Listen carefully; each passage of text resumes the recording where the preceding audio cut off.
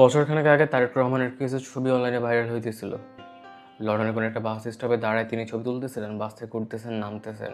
সেই ছবিগুলো তার প্রিয় টিমের মাধ্যমে যখন ফেসবুকে শেয়ার করা হয়, তখন তার নেতাকর্মীরা বলতেছিলেন, দেখেন আমাদের নির্বাসিত নেতা কত সাধারণ জীবনযাপন করতেছেন, কত সাধারণ তার চলাফেরা।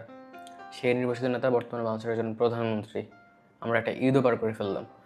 নাইট টেনে বাড়ি ফিরতে গিয়ে এবং সেই বাড়ি থেকে আবার কর্মস্থলে ফিরতে গিয়ে যে পরিমাণ হতাহত আমরা দেখলাম, এই প্রেক্ষাপটে আমরা কি কেউ নিশ্চিন্তে কোনো একটা বাস স্ট্যান্ডের সামনে দাঁড়ায় ছবি তুলে বলতে পারবো আসলে আমাদের যাত্রা নিরাপদ হবে, আমরা আসলে আমাদের কর্মস্থলে, আমাদের গন্তব্যস্থলে নিরাপদে পৌঁছাতে পারবো?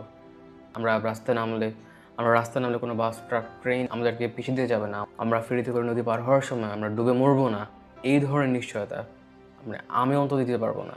কালকে দৌলতদিয়ায় ফেরিতে করে নদী পার হওয়ার সময় যে বাসটা ডুবে হতাহত ঘটনা ঘটলো, সেই সব ঘটনা সহ অন্যান্য সকল ঘটনাগুলোর আপনারা যদি শুধুমাত্র দুর্ঘটনা বলে এড়াই যেতে চান, তাহলে আমার তাদের বিশাল আপত্তি আছে।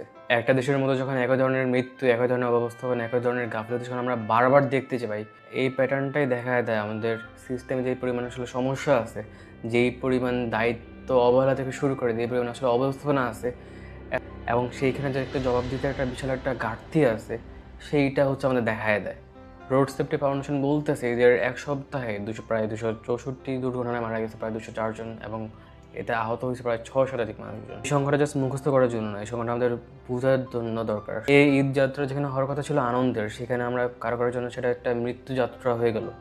মৃত্যু মানে একটা লাস্ট না, এখানে একটা মৃত্যু মানে আসলে একটা পরিবার নাই হয়ে যায়, একটা পরিবারে জাস্ট পথে বসে যাওয়ার মতো একটা সিচুয়েশন দাঁড়ায় যায় এখানের মধ্যে। অবাক করার বিষয় হইতেছে সকল ঘটনা যখন ঘটে তখন তারপরে এক ধরনের নাটক দেখি আমরা, আসলে ড্রাইভারে ধরো, চালকরে ধরো, বাসের মালিকরে ধরো, কিন্তু এইসব ঘটনা আসলে নতুন। মানে গতকাল যখন আসলে জানা গেল যে আসলে ড্রাইভারের জায়গায় আসলে হেল্পার চালাইতেছিল এনার মধ্যে, তখন মানুষজন যেভাবে আসলে রিয়াকশন দিতেছিল, তখন মনে হইতেছিল আসলে এই ঘটনাটা আসলে প্রথমবার ঘটছে বাংলাদেশের ইতিহাসের মধ্যে। এদেশে হেল্পাররাও যে সময় গাড়ি চালায়, এটা তো কারো অজানা না। অতিরিক্ত যাত্রী যে তোলা হইতেছে সেটা তো অজানা না। এই ফিটনেসবিহীন গাড়ি চলতেছে এটা কারো অজানা আছে।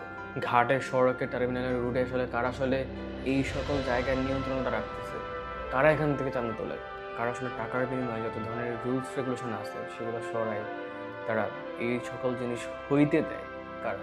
যে গাড়ির মালিক, ড্রাইভারদের যে আসলে স্বেচ্ছাচারিতা, সেইটার আসলে শক্তিটা কোন জায়গায়?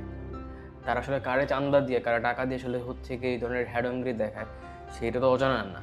আমাদের মন্ত্রী তো আসলে বলতেছে আসলে এই ধরনের কোনো চান্দা হয় না, এগুলা একটা সমঝোতার বিষয়। কারণ এই ধরনের অবস্থা যখন ঘটতেই থাকে, তখন শুধুমাত্র চালকরে ধরে আর হেল্পারে ধরে বা একটা বাসের মালিককে ধরে অ্যাকচুয়ালি আসলে যে কোনো ধরনের আসলে বিচার সম্ভব না, এইসব ঠেকানো সম্ভব না, সেটা তো ক্লিয়ার। এখানে দায় যে শুধুমাত্র একটা ব্যক্তির না, এটা প্রতিষ্ঠানেরও, এটা দায় নীতিরও, দায় মন্ত্রণালয়ের, এবং দায় দিন শেষে একটা রাষ্ট্রেরও। একটু আগে যেটা বলতেছিলাম যে এই ধরনের ঘটনার মাধ্যমে অনেকে ব্যক্তিকে দায়ের দিয়ে আসলে সবাই কাইটা পড়তে চায়, সরে পড়তে চায়, সেইটা আসলে সব জায়গায় সম্ভব হয় না আর কি। আমাদের দেশে যখন আমাদেরকে গাধা পাইতেছে সরকারে, তখন আসলে এগুলো সম্ভব।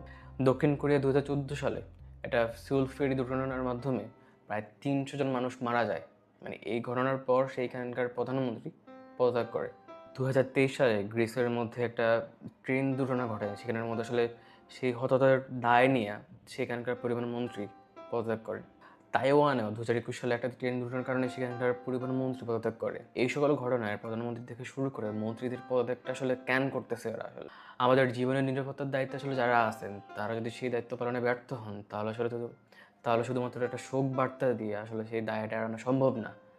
এটা নৈতিক দায় আছে, এটা প্রশাসনিক দায় আছে, এটা রাজনৈতিক দায়টাও আছে। আমাদের সেটা মনে রাখা দরকার।